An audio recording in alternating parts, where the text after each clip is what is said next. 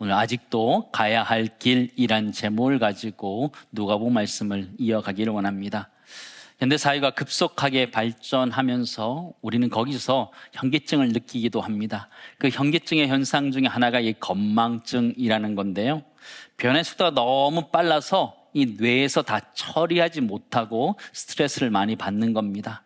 뇌가 우리 자신을 보호하기 위해서 기억하는 것을 좀 적게 하는 것, 건망증이다 생각되어지는데요. 사전을 찾아보니까 건망증은 주로 단기 기억력이 떨어지는 것, 금방 있었던 일들 잊어버리는 것, 그게 건망증이고, 임시적인 정보 검색 능력이 약화되는 상태다. 뭘 떠올리는데 잘 생각나지 않은 것, 이름이 금방 생각나지 않는 것, 그거 하는 것, 그게 건망증이다 이야기하고 있는데요. 나이가 들어가면서 정상이다 그러더라고요. 근데 스트레스, 피로, 수면 부족, 우울, 불안감, 강박적인 성격, 과도한 알코올 섭취 등이 요인이 되어서 그렇게 건망증이 생길 수 있다 그러는데요. 건망증 체크리스트가 있습니다. 10가지가 있는데 한번 체크해 보시기 바랍니다. 5가지가 넘어가면 여러분 좀 조심하셔야 됩니다. 자주 사용하는 물건을 어디에 두었는지 잊고 한참 찾는다. 2번, 아침에 생각한 일을 오후에 기억하지 못한다. 대화 중 알고 있던 이름이나 단어가 떠오르지 않는다. 방금 약속해놓고 잊어버린 경우가 있다. 약속 장소나 시간을 기억하지 못한다. 며칠 전의 일이나 대화 내용을 기억하지 못한다. 해야 할 일을 기억하지 못한 채 빠뜨리고 놓친다. 최근 들어 같은 질문을 계속한다. 최근 일은 기억나지 않고 옛날 것만 기억난다. 대화 중에 적절한 단어가 생각나지 않는다. 해보니까 건망증 초기 정도 되는 것 같습니다. 그렇죠? 근데 이 건망증이라는 것은 사실 그렇게 심각하지는 않는 것 같아요. 조금 몸이 좋아지면, 잠을 좀 충분히 자고 좀 쉬면 좀 좋아지기도 하는데요. 우리 인생의 길에 건망증이면 심각한 것 같아요. 내가 길을 가고 있는데 갑작스럽게 왜 가고 있는지, 왜 살고 있는지, 왜 이런 일을 하고 있는지가 떠오르지 않으면 그때는 진짜 심각하다 생각되어집니다. 여러분은 인생의 길을 잘 걸어가고 계십니까? 건망증 없이 우리 인생을 제 길을 잘 걸어가는지 좀 살펴봤으면 좋겠는데, 저는 오늘 설교 제목을 아직도 가야 할 길이라고 정했는데, 이 제목은 미국의 저명한 정신의학가이기도 하고 또 베스트셀러 작가이고 신학자였던 스캇백 박사가 쓴 책 아직도 가야 할 길에서 따왔습니다. 이 스캇백 박사는 심리학과 영성의 통합적인 시각을 통해서 우리에게 큰 도전을 주었던 박사이기도 한데요. 한번 읽어볼 만한 책이다 생각되어집니다. 이 박사님은 귀찮음이나 책임 회피, 또 게으름이 우리가 성장의 길을 벗어나게 만드는 원죄와 같은 본질적인 장애다, 이런 얘기를 하면서 인생의 문제라는 것은 성실히 책임을 짊어질 때 해결될 수 있다, 이렇게 설명하고 있었습니다. 그 했던 이야기들을 좀 살펴보면 이렇게 되어 있습니다. 삶의 고통을 극복하는 길은 어떻게 하는 거라고요? 피하는 것이 아니라 마주하는 것이다. 게으름과 책임 회피가 인간의 마음을 병들게 한다.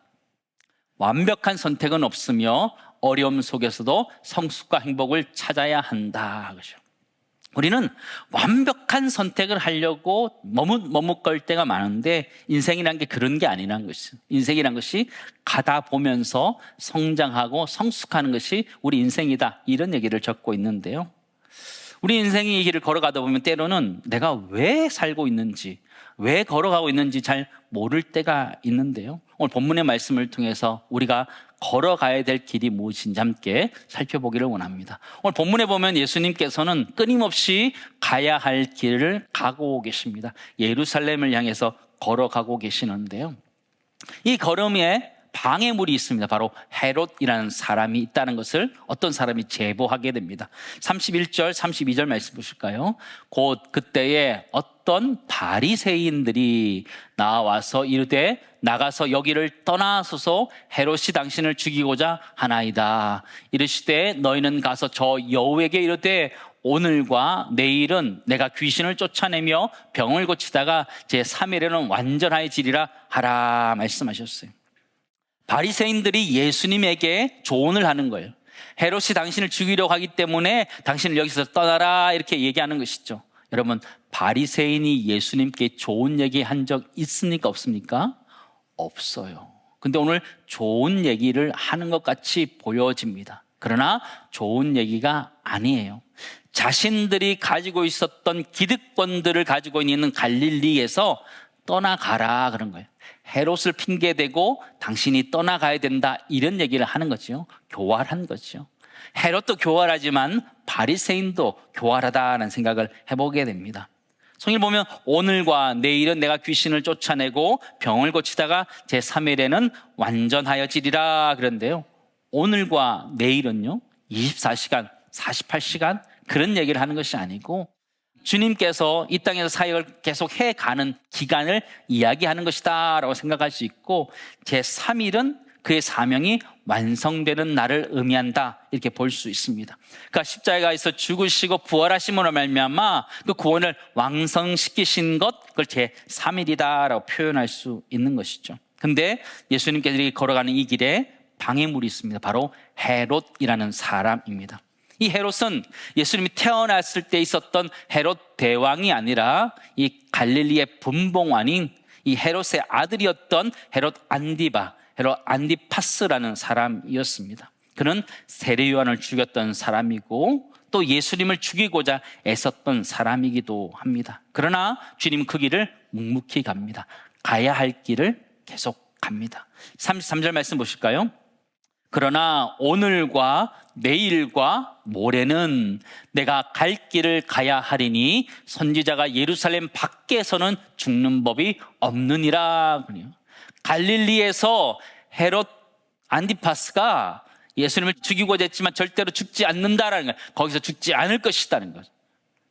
하나님 말씀하신 선지자이고 메시아이기 때문에 예루살렘에서 죽을 것이다, 그런 얘기를 하고 계시는 것이죠. 오늘과 내일과 모레는 내가 갈 길을 가겠다. 주님은 끊임없이 자신의 길을 묵묵하게 걸어가고 계세요. 오늘도 내일도 모레도 묵묵하게 그 길을 걸어간다, 이렇게 말씀하시는 거예요.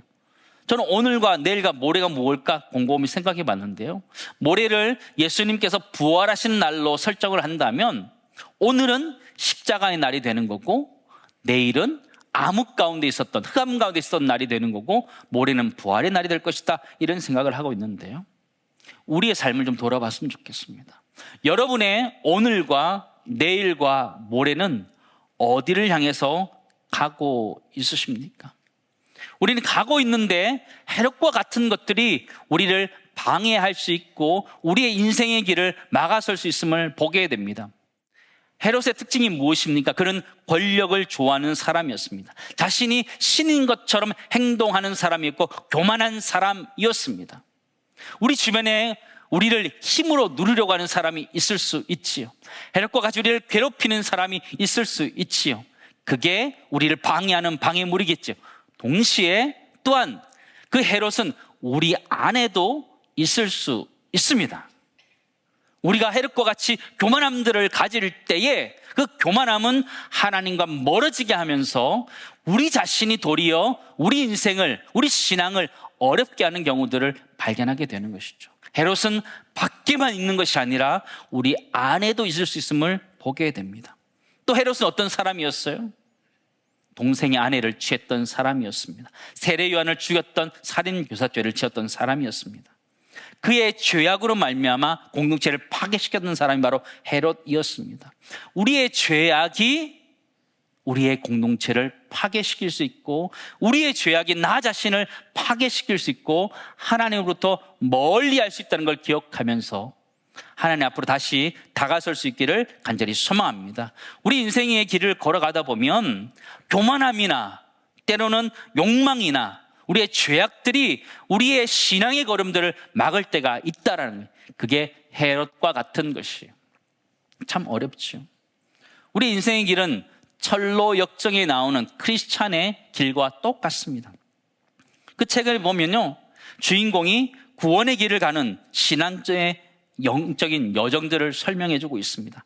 죄와 세상의 멸망의 도시를 떠나서 자신의 죄의 짐을 벗어버리고 십자가를 지나 구원의 길로 걸어가는 그 길을 잘 보여주는데 그게 우리의 인생의 길인 거예요.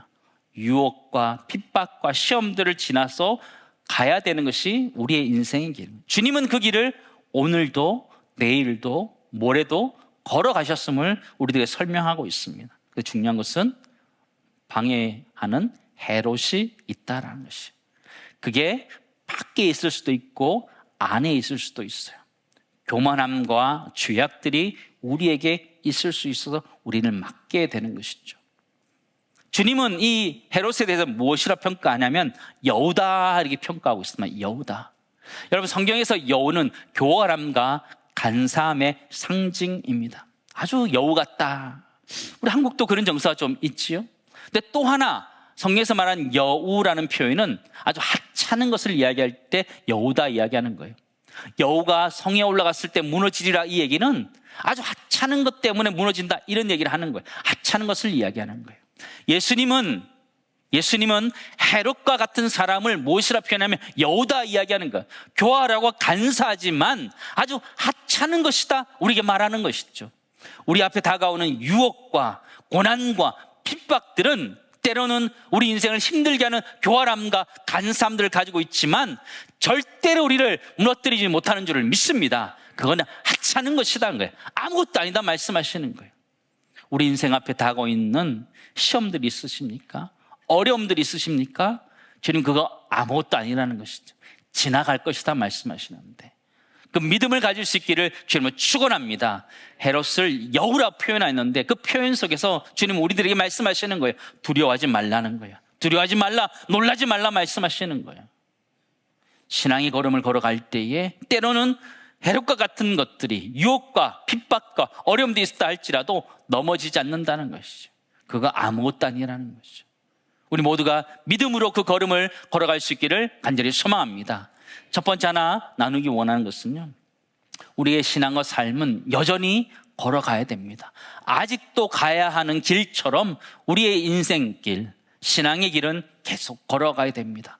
여호와의 교활함과 간사함이 있어도 이겨내면서 걸어가야 됩니다. 주님이 우리에게 시험을 주시되 감당할 만한 시험만 주신다 말씀하셨어요. 감당치 어려우면 피할 길을 주신다 말씀하셨는데 그 은혜가 우리 모두에게 있는 줄을 믿습니다. 그러므로 우리의 인생의 길은 걸어갈 수 있는 거예요. 신앙의 길은 걸어갈 수 있는 거예요. 누가복음 13장 33절 말씀 보실까요? 그러나 오늘과 내일과 모레는 내가 갈 길을 갈 것이다. 주님 그렇게 걸어가시는 것이죠. 우리 인생의 길 그렇게 걸어가게 되는 줄을 믿습니다. 말씀 묵상하면서 오늘과 내일과 모레가 무엇일까, 이런 생각을 좀 하게 되었습니다. 우리 신앙의 길을 걸어간다고 생각했을 때 오늘은 무엇이고 내일은 무엇이고 모레는 무엇일까, 이렇게 좀 정리할 수 있을 것 같습니다. 한번 보여주시죠. 오늘이라는 것은요, 현재 삶 속에서 하나님과 동행하며 매일의 믿음과 순종을 실천해가는 시간이 오늘이라는 것이에요. 오늘은 순종과 믿음을 실천하는 시간이 오늘인 거예요. 그렇다면 내일은 뭐예요? 내일은 앞으로 닥칠 신앙생활의 도전과 시험을 준비하면서 미리 대비하는 시간이 내일이다라고 말할 수 있을 것 같아요. 모레는 신앙의 여정이 결실을 맺는 그때를 의미한다라고 말할 수 있을 것 같아요. 우리 인생의 길은 오늘도 걸어가야 되고 내일도 걸어가야 되고 모레도 걸어가야 되는 줄을 믿습니다. 우리 신앙의 길은 그렇게 걸어가는 거예요. 예수님은 끊임없이 예루살렘을 향해서 걸어가고 있음을 보게 돼요. 누가복음 9장 51절 말씀 보실까요? 예수께서 승천하실 기약이 차감해 예루살렘을 향해 올라가기로 뭐 했다 그래요? 결심하셨다. 예수님은 예루살렘으로 올라가기로 결심하셨어요. 여러분, 예루살렘이 어떤 길이에요? 고난의 길이에요. 십자가의 길이에요. 그럼에도 주님은 그 길을 걸어가신다 말씀하시는 거예요. 피하지 않아요. 도망가지 않아요. 그 길을 그래도 끊임없이 올라가고 있음을 보게 돼요. 오늘 성경에서 말하는 예루살렘의 의미가 무엇일까요? 예루살렘에 보니까 암탉이 새끼를 모은다, 이런 표현들이 있어요. 예루살렘은 하나님의 백성들이 모이는 곳이에요. 34절 말씀 보실까요? 같이 읽습니다. 예루살렘아 예루살렘아 선지자들을 죽이고 내게 파송된 자들을 돌로 치는 자여, 암탉이 제 새끼를 날개 아래 모음같이 내가 너희의 자녀를 모으려 한 일이 몇 번이냐. 그러나 너희가 원하지 아니하였도다. 그렇죠? 예루살렘은 암탉이 새끼를 모으는 같이 하나님 백성이 모이는 곳이 예루살렘이고, 하나님의 임재하심이 있는 곳이 예루살렘이에요. 그러나 그 상처받은 사람이 모이는 곳이 바로 이 예루살렘이에요. 현대적으로 해석하면 교회 공동체다라고 말할 수 있겠어요. 하나님이 다스리시고 하나님 백성이 모이는 곳, 그곳이 바로 교회 공동체인 것이죠. 교회는 하나님의 다스림이 있고 하나님의 백성들이 모이는 곳이에요. 아직도 가야 할 예루살렘을 향하는 길은 우리 인생의 삶과 신앙의 여정을 보여주고 있습니다. 하나님 통치가 있는 교회 공동체, 하나님 예배하는 예배 공동체, 하나님 백성들이 함께 모여서 훈련하고 양육되어지는 공동체, 교회 공동체를 우리가 올라가야 되는 예루살렘이다 말할 수 있겠어요. 우리 모두가 그 예루살렘을 향하여 올라갈 수 있기를 간절히 소망합니다. 하나님이 다스리시고 하나님 백성이 모이는 교회 공동체를 이루기 위해서 우리는 애써야 되는 것이죠. 그렇다면 우리 삶에 있어서도 예루살렘이 있을 수 있다 생각되어집니다. 삶의 자리에서 예루살렘은 우리의 가정과 일터다라고 말할 수 있습니다. 어려움은 여전히 있지만 하나님 꿈이 있는 곳, 그것이 바로 예루살렘이에요. 우리 가정과 우리 일터요. 우리 가정이 믿음으로 올바로 서기 위해서 끊임없이 노력하고 해가야 되는 그 모습, 그게 예루살렘이기도 하고, 또 이 사회 역시, 우리의 일터 역시 하나님의 사랑과 공의가 선포되어지고 실현되어져야 되는 곳이라면 이 일터가 바로 예루살렘이다라고 말할 수 있을 것 같아요. 그렇다면 다 합쳐서 신앙과 삶의 길을 걸어감에 있어서 우리에게 있어서 예루살렘이란 것은 우리의 교회 공동체이기도 하고 가정이기도 하고 일터이기도 하다라는 생각을 하게 됩니다. 그렇다면 주기도문에 나오는 것처럼 하나님 이름이 그곳에서 높여지고 하나님 나라가 그 땅 가운데 임하고 하나님의 뜻이 이루어지는 것, 그것이 우리가 해야 되는 일인 줄을 믿습니다. 교회 공동체 가운데, 가정 가운데, 일터 가운데 그 일이 일어나야 되죠. 오늘 우리가 한 가지 기억했으면 좋겠습니다. 여러분의 예루살렘은 어디입니까? 여러분의 예루살렘이 어딘지를 명확하게 찾고 가셨으면 좋겠습니다. 여러분의 예루살렘은 교회 공동체이고 여러분의 가정이고 여러분이 있는 곳이라는 것을 잊지 않았으면 좋겠습니다. 그곳에 하나님의 나라가 임하고 하나님의 뜻이 성취되어지고 하나님의 이름 높임받을 수 있는 그곳 될 수 있기를 간절히 소망합니다. 그러기 위해서는 기도해야 돼요. 긍휼함을 가지고 기도해야 돼요. 교회 공동체나 가정 공동체나 우리가 이 사회가 온전하지 못해요. 연약해요. 누가복음 23장 28절 말씀 보시기 바랍니다. 예수께서 돌이켜 그들을 향하여 이르시되 예루살렘의 딸들아 나를 위하여 울지 말고 너희와 너희 자녀를 위하여 울라 말씀하셨습니다. 교회 공동체를 위해서, 우리 가정을 위해서, 이 사회를 위해서 울라 말씀하시죠. 주님에게는 그런 긍휼함이 있으셨어요. 긍휼함이 있었어요. 암탉이 자기 새끼를 모음과 같이 그런 안타까움을 가지고 주님은 우리를 부르시고 있다는 것을 여러분 기억하셨으면 좋겠습니다. 예수님은 예루살렘에 왕관을 쓰기 위해서 올라가셨던 것이 아니라 가시면류관을 쓰기 위해서 올라가셨습니다.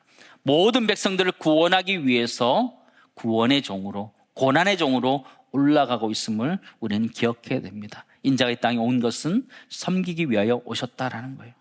마태복음 20장 28절 말씀 같이 있습니다. 인자가 온 것은 섬김을 받으려 함이 아니라 도리어 섬기려 하고 자기 목숨을 많은 사람의 대속물로 주려 함이니라. 아멘. 주님이 예루살렘에 올라가는 이유가 무엇이에요? 내가 왕이 되기 위해서 올라가는 게 아니에요. 고난의 종으로 십자가를 지기 위해서 자기를 희생하기 위해서 올라가는 거예요. 우리가 올라가야 되는 예루살렘도 마찬가지예요. 우리 교회 공동체, 우리 가정, 우리 일터는 우리가 뭘 드러내기 위한 곳이 아니라 섬겨야 되는 곳, 주님이 이 땅에 오셔서 섬겼던 것처럼 자기를 희생하기 위한 곳이라는 걸 기억하면서 자기 희생을 통해서 하나님 뜻이 이 땅 가운데 이루어질 수 있기를 간절히 소망합니다. 때로는 교회의 부족함들, 이 사회의 부족함들을 보면서 우리가 비난하고 비판할 수 있습니다. 그러나 긍휼의 눈으로 보아야 된다는 것을 잊지 않으셨으면 좋겠습니다. 주님은 끊임없이 예루살렘을 향하여 긍휼의 눈으로 보셨다는 걸 기억하며 이 사회와 가정교회를 그 긍휼의 눈으로 바라보며 품고 나아갈 수 있기를 간절히 소망합니다. 두 번째, 정략이 원하는 것은요, 우리의 인생의 길은 예루살렘을 향해서 걸어가야 되는 길인데 그 길은 기대감과 긍휼함으로 가야 된다는 것을 잊지 않으셨으면 좋겠습니다. 이제 말씀을 정리하기를 원합니다. 우리 인생은 예수님이 예루살렘을 올라가는 것처럼 우리 인생도 예루살렘으로 올라가는 인생입니다. 그 일은 쉬운 길이 아니고 때로는 해롭과 같은 방해물들이 있습니다.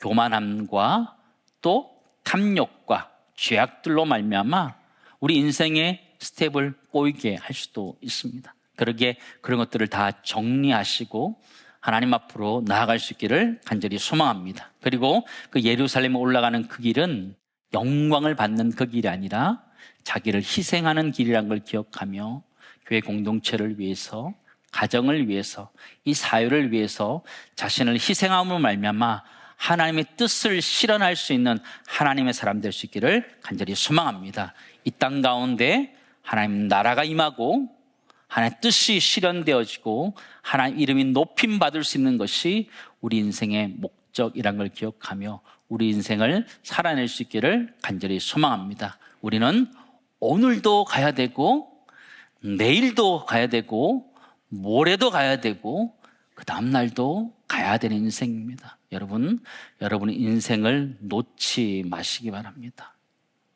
여러분 인생을 놓지 마시기 바랍니다.